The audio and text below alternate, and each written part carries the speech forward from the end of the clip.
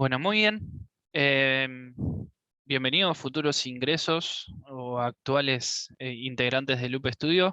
La idea de hoy es hablar sobre metodologías ágiles y para eso vamos a llevarlos por un viaje de metodologías tradicionales. Vamos a hablar lo que es cascada, espiral, em, y bueno, y vamos a adentrarnos en todo lo que es ágil, Scrum y un poquito de metodologías ágiles en todo su contexto.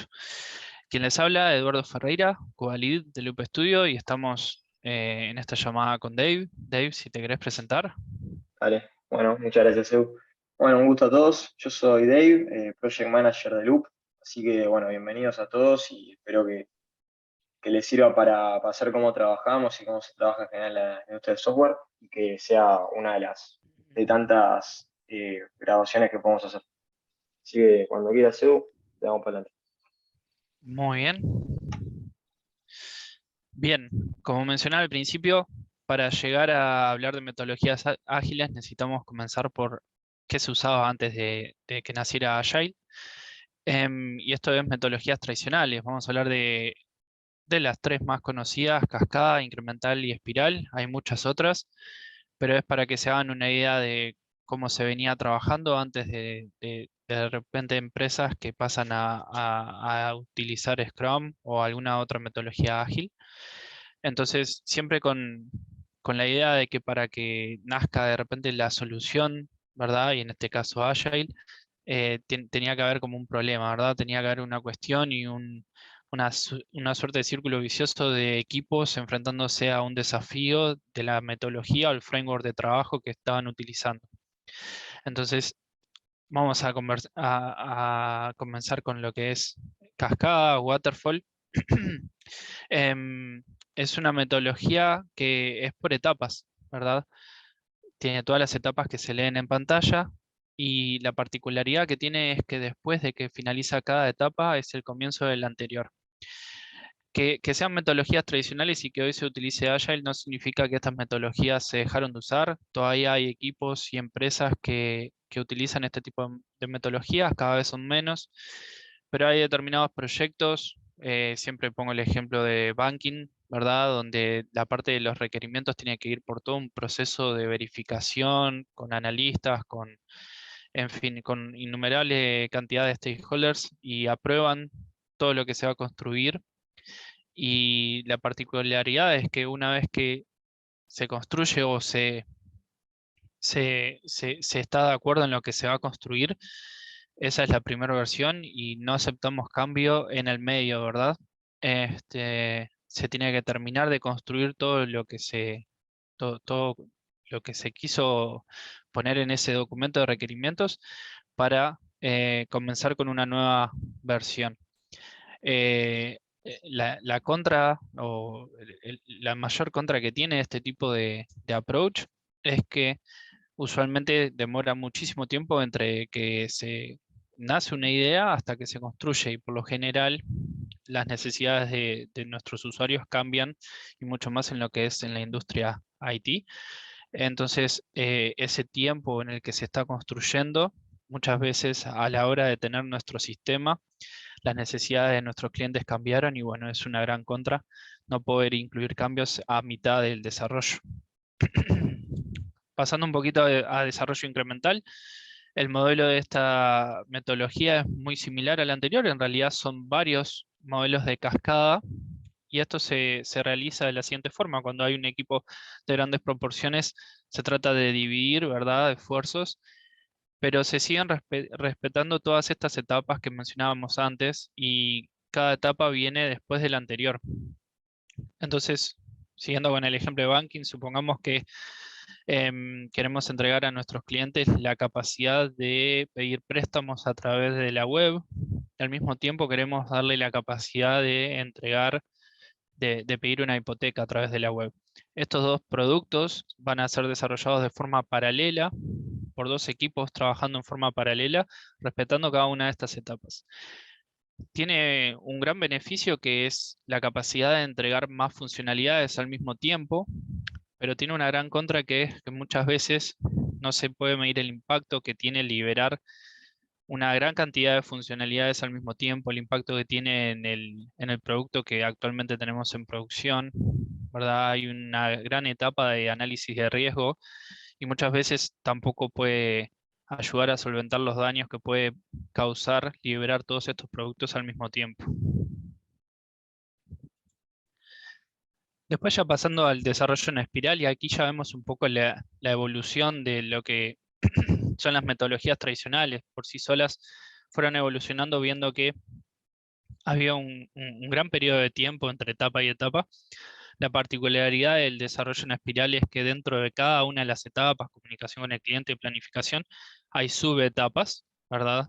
Esto hace que sea un poco más rápido el desarrollo, pero trayendo la idea de lo anterior, el análisis de riesgo que hay que hacer en este tipo de metodología de espiral es aún incluso mayor, porque el impacto que está teniendo nuestro sistema, o mismo en cada una de las etapas, suele ser bastante alto.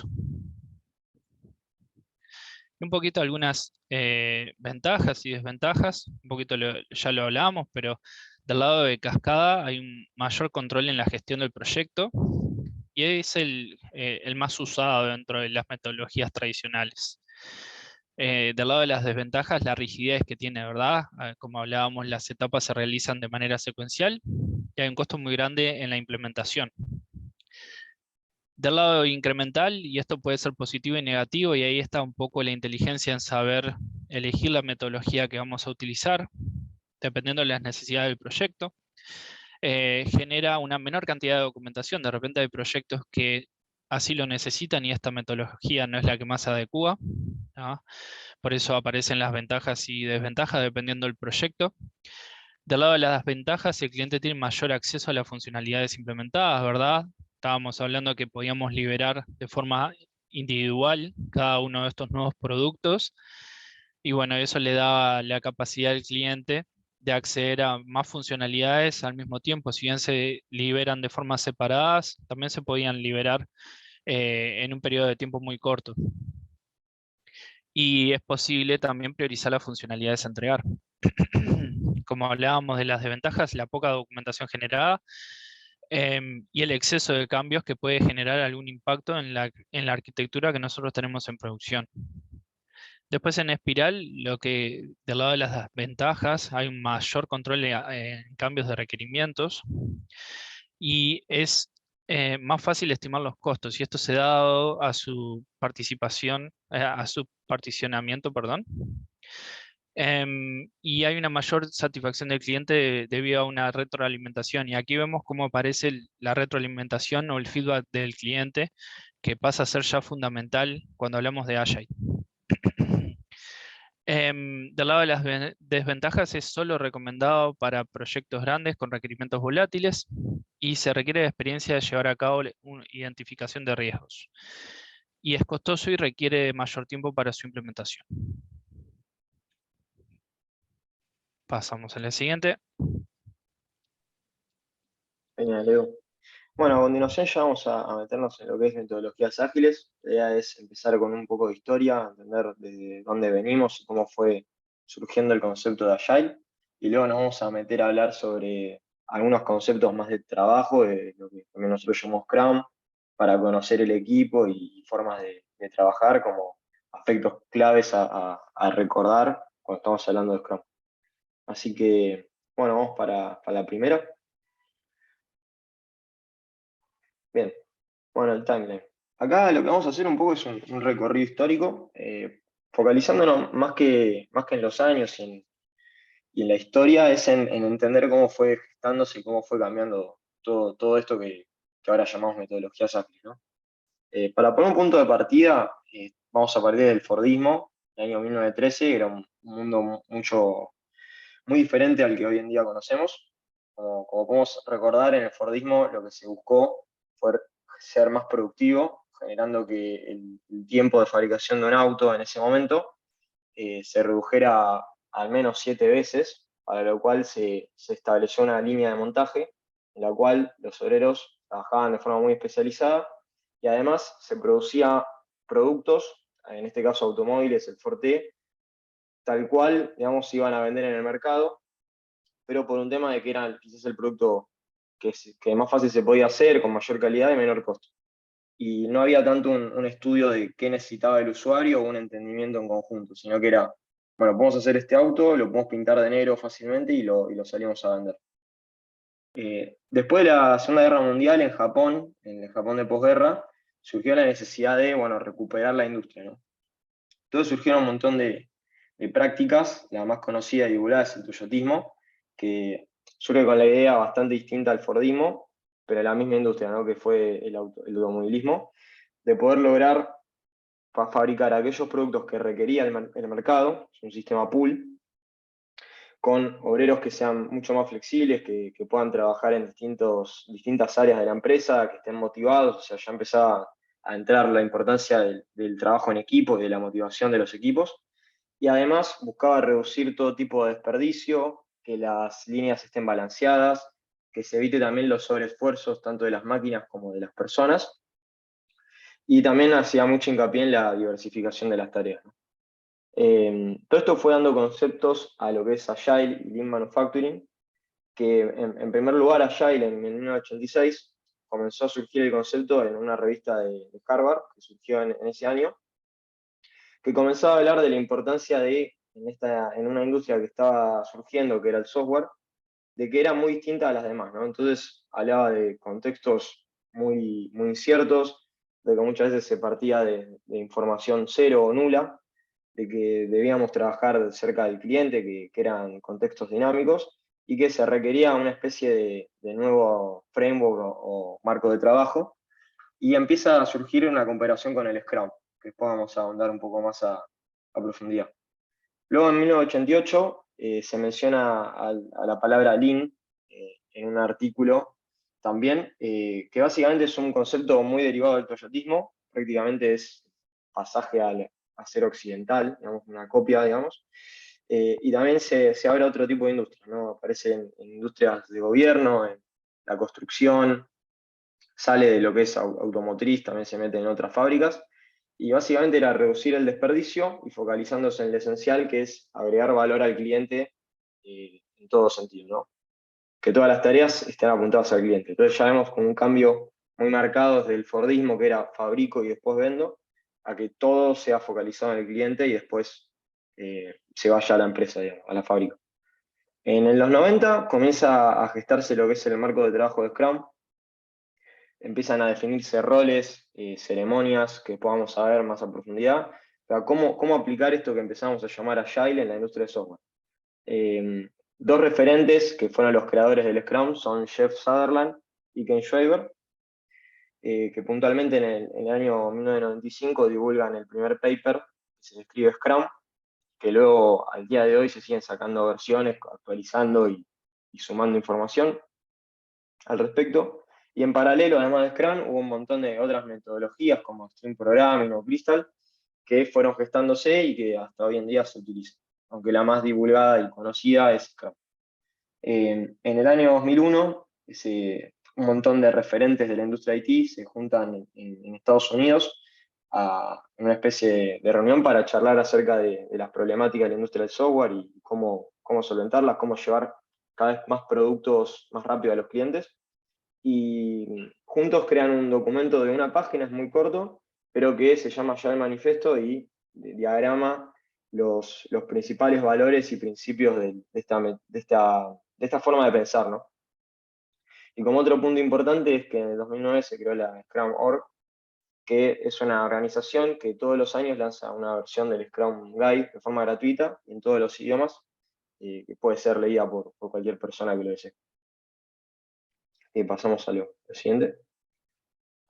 Bien, ahora la idea es empezar a hablar del Agile Manifesto, que como les comentaba, una reunión en el 2001, surge a partir de una reunión en el 2001 de 17 desarrolladores que eran referentes de la industria del software, entre los que se encontraban los creadores del Scrum, como habíamos visto en la slide anterior, el creador de Stream Programming, dueños de empresas, gente referente en el rubro en ese momento. Y en esas reuniones que tienen sale este manifiesto que está constituido por 4 valores ágiles, que básicamente son los siguientes, ¿no? Individuos e interacciones sobre los procesos y las herramientas. Esto hace referencia, como habíamos hablado antes, de la importancia del equipo antes que los procesos y herramientas que se tengan, que básicamente el éxito de los productos digitales que vamos a construir va a ser de qué tan bien funciona el equipo, qué tan comunicados estén, la motivación que tengan, y en segundo plano, que no es que sea poco importante, pero sí es un segundo plano, tenemos todas las herramientas y procesos que puedan apoyar a las personas, ¿no? Siempre el foco en las personas. El segundo valor tenemos a lo que es el software funcionando sobre documentación exhaustiva. Esto es que tenemos que entender desde el punto de vista de ser equipos de desarrollo, de que lo que principalmente queremos es que salga un producto digital, un software, que funcione y que vaya a solventar alguna necesidad de los clientes. Después entra, como dijo Edu, en distintos tipos de industria. La documentación va a cobrar más o menos importancia. Claramente en una industria de banca es clave que podamos tener todo en regla, va a haber un buen trabajo de documentación con legales y presentación al organismo que sea necesario, pero siempre está bueno que tengamos en cuenta que lo que estamos haciendo como equipo de desarrollo es lanzar un software. Es clave la colaboración con el cliente y está sobre encima de la negociación contractual. Esto es algo bien marcado de las metodologías ágiles, es el hecho de poder ir construyendo este producto que queremos que funcione en conjunto con el cliente, ¿no? Siempre teniendo en cuenta que es mejor, además de juntarnos al inicio, juntarnos en todo momento del desarrollo para ir entregando y asegurando que entregamos valor, que no sea un proyecto de muchos meses, que caemos con una idea o con un resultado a la espera de si le gusta o no al cliente. La idea es ir corrigiéndolo en la marcha, cada una, dos, tres semanas, cuando sea posible, lo antes posible, para asegurarnos, para asegurarnos que le gusta al cliente y que reducimos los riesgos. Y siempre estar atentos a poder responder al cambio en lugar de seguir un plan, que si bien los planes son algo que vamos a utilizar, estar abiertos a que esto puede cambiar, que no es algo estático el plan, y que es muy posible que cambie, de hecho, que se sumen, que se saquen cosas, que se modifiquen. Entonces es tener siempre esa mentalidad de que hay que adaptarnos y un poco representando al tercer punto de que como estamos en continua comunicación con el cliente, va a haber nuevas situaciones que tengamos que sumar al plan, otras quitar, y es clave tener ese pensamiento presente siempre. Vamos para la siguiente. Genial. Otra situación que tiene el Agile Manifiesto importante es los 12 principios, ¿no? Que en líneas generales, y sin repasar uno por uno, lo que tenemos es siempre tratar de entregar valor lo más rápido posible al cliente, tratar de ser ágiles, no casarnos con una idea, sino ir entregando en partes. Quizás si no podemos construir algo por completo, ver qué es lo mínimo que podría satisfacer al cliente, al menos en un principio, y focalizar ahí. Poder aceptar esto que les decía de los negocios son muy cambiantes, las necesidades son muy distintas. Vale la pena imaginarse cualquier aplicación que hace unos años no existía y hoy es quizás el día a día de todos nosotros, que se va ajustando continuamente, ¿no? Es clave ser colaborativos y transparentes, algo muy importante en Agile es que vamos a tener que hablar en muchas reuniones con el equipo, es clave que el equipo también se sienta confiable en decir qué piensa, en poder mejorar, en poder corregir cosas que no estuvieron tan buenas, porque de ahí sale el éxito, ¿no? Que las personas están por encima de las herramientas y de los procesos. Y acá también focalizar la simpleza en algunas situaciones, porque lo que queremos es entregar valor rápido. Entonces, las soluciones pueden ser simples y pueden ir evolucionando a lo largo del tiempo. En líneas generales, lo que pasamos con Agile es a tener grandes proyectos que se subdividen en partes más pequeñas, que se van entregando continuamente al cliente, que tenemos equipos que están autoorganizados, porque en Scrum cada equipo, digamos, se hace dueño de su producto, de su proyecto, y se vuelven los principales expertos de eso dentro de las organizaciones, y que vamos a tener mucha comunicación cara a cara en distintas reuniones que plantea la metodología que la vamos a ver en unas slides.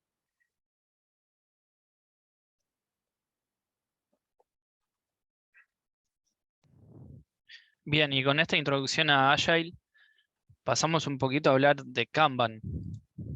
Es importantísimo aclarar que, así como nos mostraba Dave en el timeline, cómo nace y se fue dando el Agile Manifiesto y luego se escribió una guía de Scrum.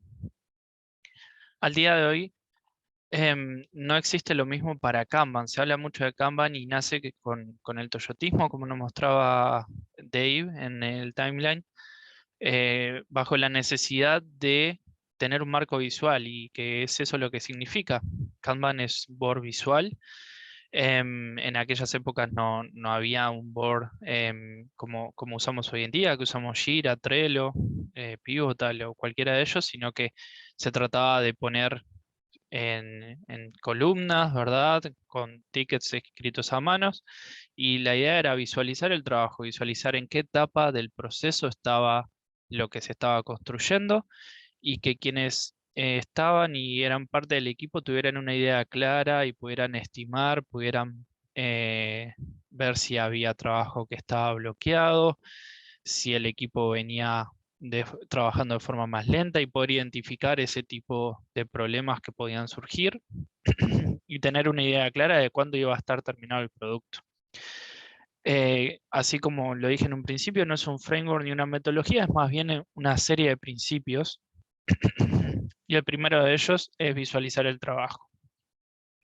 Los equipos dentro de la industria IT que incorporan Kanban tienen que tener cuidado y, por sobre todas las cosas, imponer un límite de trabajo en progreso. Si nosotros visualizamos un tablero de Kanban como el que vemos en pantalla, de nada sirve si tanto Dev como QA, y como explicaba Dave, es un sistema de pool. Esto quiere decir que se van corriendo las cars de izquierda a derecha, pero de nada sirve que nosotros agreguemos cars a to do o in progress si esas cars van a estar viviendo permanentemente en esas columnas. Entonces es importante tener un límite que nosotros podamos imponer, y eso siempre va en base a la cantidad de desarrollo y a la cantidad de personas en desarrollo, en QA o en diseño que tenemos, para que nosotros podamos imponer un límite y podamos hacer que justamente este pull system se mueva hacia la derecha.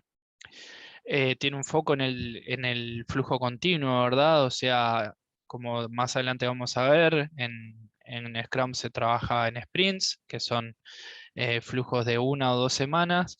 En Kanban no existe esto, es un flujo continuo, ¿verdad? Donde uno de sus valores es la mejora continua, y este valor que hablaba Dave en el Agile Manifiesto, de ser flexibles y siempre estar disponibles al cambio. Esto viene de la mano en Kanban, ya que cualquier nueva funcionalidad que nace puede ser incluido y bueno, y puede desplazar en lo que actualmente estamos trabajando. Esto lo que nos brinda es una flexibilidad, y poder entregar al cliente lo que de verdad está necesitando en el momento que lo está necesitando. Así que vamos con Scrum. Genial, Edu, gracias. Bueno, ahora vamos a empezar a hablar de Scrum, que es la metodología que nos compete más que nada en esta presentación. Un poco al principio vamos a hablar del origen de la palabra, así que vamos para esa. Bueno, acá Scrum surge, lo cual es un poco curioso, de un deporte que en ese momento no era para nada popular, hoy fue tomando bastante más importancia a lo largo de los últimos años, que es el rugby. Eh, es una jugada muy común, el Scrum en el rugby, como podrán ver en la foto, quizás si no jugaron el deporte y se les viene a la mente es lo que primero pensarán. Básicamente la jugada surge de un penal, que es una falta en el rugby, se le dice penal a todas, o de una situación en la cual la pelota se cae hacia adelante o hay un pase hacia adelante, que en el rugby eso es infracción.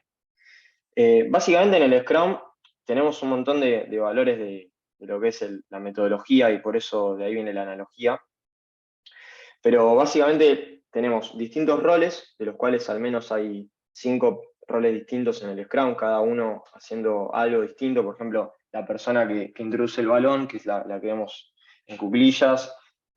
Los que están adelante tienen una función más de obtener la pelota, los de atrás de soporte. El que vemos al fondo tiene una situación defensiva en el caso que le toque defender, o ofensiva en el caso que le toque atacar.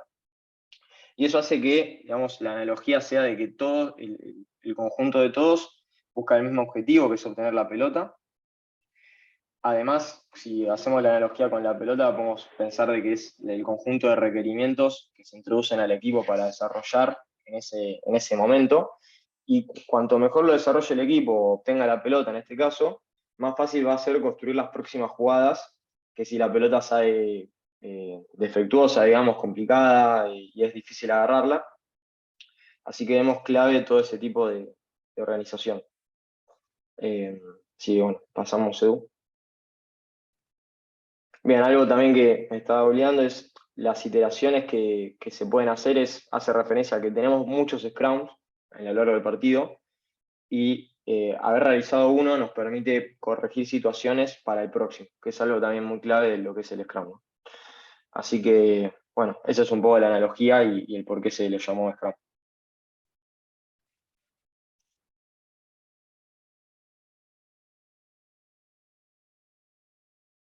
Bien, y metiéndonos un poquito más de lleno en Scrum, y contrario a lo que habíamos hablado, Scrum sí es un framework bien marcado que tiene principios, tiene roles, artefactos que vamos a ver a continuación.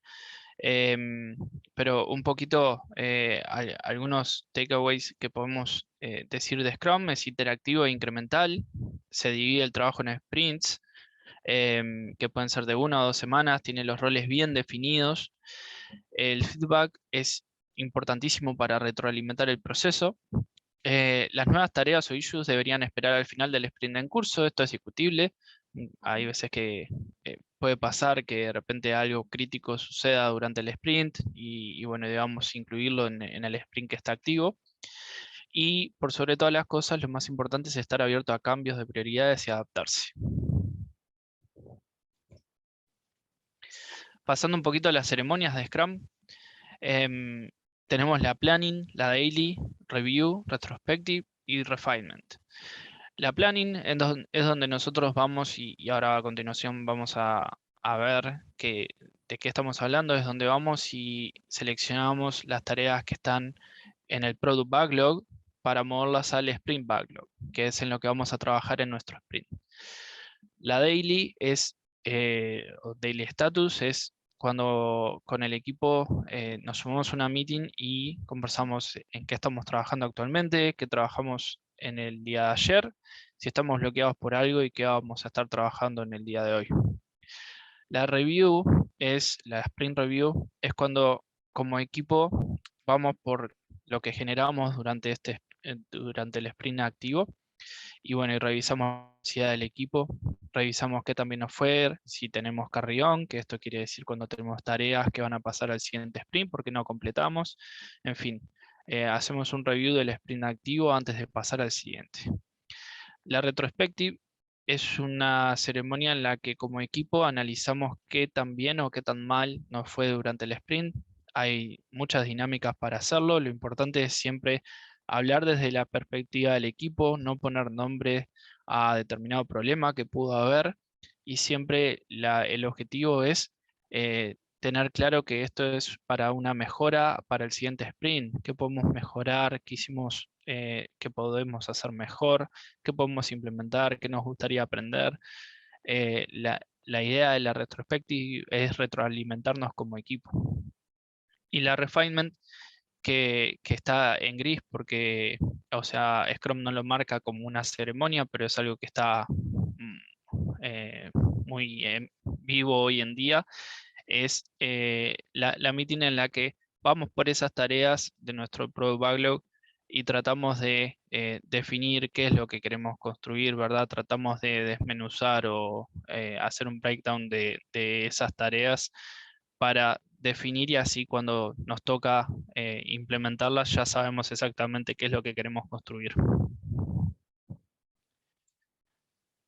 Pasamos a la Genial, siguiente. genial. Y respecto, bueno, además de lo que es las ceremonias, tenemos lo que son los artifacts de Scrum, que básicamente lo que nos permiten es ordenar todo el trabajo y poder entregar valor en cada sprint al cliente. Y son tres los principales, ¿no? Que tenemos el Product Backlog, que básicamente lo que define es qué vamos a hacer desde hoy hasta corto o mediano plazo, dependiendo del producto. Y acá tenemos todo el listado de requerimientos que vamos a hacer. Por ejemplo, no sé, la pantalla de pago, el hecho de, no sé, agregar una tarjeta de crédito, de borrarla, de visualizar los productos en un catálogo, todo el listado de tareas que vamos a realizar y en lo posible van a estar priorizadas y las más importantes, que van a ser las primeras que vamos a resolver como equipo, la idea también es que estén refinadas, es decir, en esa reunión que les mencionó Edu, de refinement, que podamos haber entendido de qué trataba la historia, haber entendido la complejidad, qué hay que hacer en sí, para que esté correctamente realizada en el futuro. En el Sprint Backlog, cuando arrancamos el sprint, que puede durar de 1 a 4 semanas, en la reunión de planning definimos cuáles tareas del Product Backlog van a entrar al sprint, y esas tareas, que van a conformar una lista mucho más chica, se llaman Sprint Backlog, ¿no? ¿Qué vamos a hacer ahora y cómo? Y finalmente, al terminar el sprint y habiendo realizado las tareas, el objetivo que tenemos es generar un incremento de producto, ¿no? Que se realizó y eso va a poder entregarse al cliente en distintas versiones, que pueden ser desde el MVP, o sea, la primera versión del producto, hasta otros lanzamientos. Entonces ahí tenemos un software entregable, como dice en el gráfico.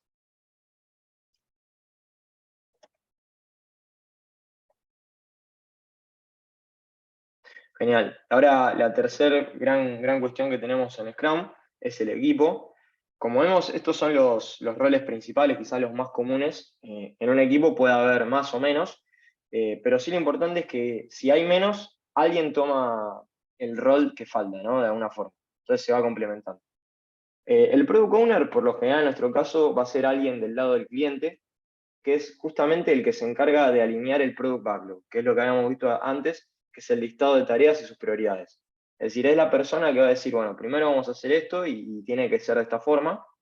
Y para eso el Product Owner debería trabajar junto a stakeholders, que son áreas de la empresa, o inversores, o accionistas, o también, por ejemplo, el área de marketing, el área de legales, el área de finanzas, de customer experience, que van a tener algún tipo de necesidad con nuestro producto, ¿no? Van a ser interesados en nuestro producto y van a ayudar a construirlo desde su lado. Y también van a tener necesidades y feedback de los usuarios que lo están usando. Por ejemplo, si los usuarios reportan un problema o dicen que les gustaría tal funcionalidad o entendemos que todos están yendo de una pantalla, puede surgir la necesidad de trabajar en eso. La importancia del Product Owner es en tomar todos esos requerimientos y alinearlos en un solo lugar. Después tenemos la figura del Scrum Master, una persona que va a estar dedicada a que lo que es Scrum se cumpla, motivar al equipo, organizar las ceremonias, ser de intermediario entre el Product Owner, stakeholders y el resto del equipo, que son los devs, designers y QA. Y es básicamente una persona que se encarga de eso, ¿no? De tener el tablero organizado, de llevar las dailies, de llevar las plannings, de organizar otras reuniones necesarias. Y por último tenemos al equipo de desarrollo, ¿no? Que está integrado por roles de devs, tanto front-end como back-end, todo lo que es programadores, ¿no? Designers, UX, UI, todos los que hacen el diseño de las pantallas, de la aplicación mobile, del sitio web, y los QA, que se encargan de lo que es el testeo de lo que estamos haciendo, de que la funcionalidad cumpla con los criterios de aceptación antes de que salga al mercado, ¿no? Ahí, Edu, no sé si querés sumar algo, ¿alguno? No, no, creo que está súper completo, Dave. Importantísimo eh, no solo saber los roles, sino saber la finalidad de cada uno de los roles.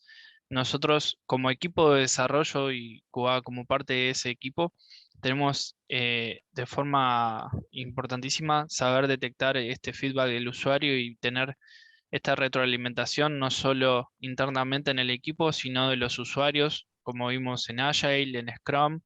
La retroalimentación es uno de los principales valores. Tenemos que eh, saber que estamos teniendo las herramientas y el proceso para obtener este feedback del usuario para así poder mejorar como equipo y como producto.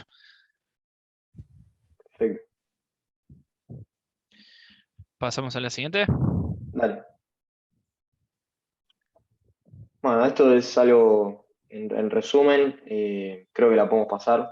Después la pueden consultar en material de la presentación. Bien. Bien, acá una breve comparación entre lo que es Scrum y Lean. En general, como habíamos visto, Lean es algo que se va más a lo que es el proceso. Es un proceso repetitivo por lo general que buscamos como reducir costos y hacerlo más eficiente. Es algo cross-company, o sea, una empresa puede ser Lean y más que un equipo se apunta a una empresa. Generalmente surge de la alta dirección y va cascadeando hacia el resto de los equipos y se focaliza en un proceso repetitivo y existente. El Scrum, en contraposición, surge un producto que se va adaptando a las necesidades del usuario. Se trabaja desde cada equipo, es decir, no es desde arriba hacia abajo, sino de cada equipo que es dueño del proyecto, del producto.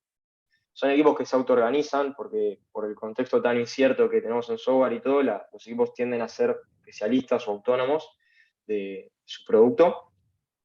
Y está focalizado en crear nuevas soluciones y funcionalidades, ¿no? En algo que desconocemos, en algo nuevo que se tiene cierta incertidumbre. Vamos a pasar al último.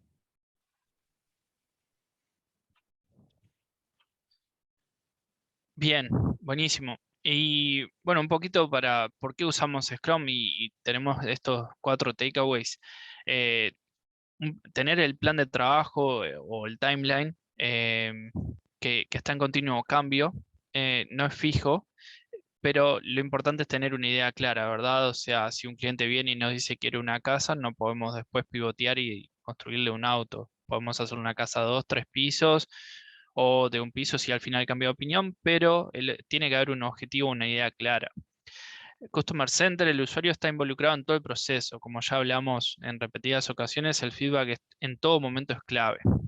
Después la flexibilidad, no solo en el equipo, sino en el cliente, en los procesos. Em, Tiene que haber una flexibilidad para este cambio constante que nos exige Scrum. Y bueno, el budget tiene que venir de la mano, tiene que haber un budget flexible para esta flexibilidad que tenemos que tener como equipo. Bueno, y por ahí sería Scrum. Dave, no sé si querés agregar algo más. No, está perfecto. Así que, bueno, cualquier cosa nos pueden consultar y la idea es ir sumando otros capítulos de esta presentación. Así que, bueno, un gusto, Edu. Creo que nos podemos Abrazo. despedir de los chicos. Chao, gracias.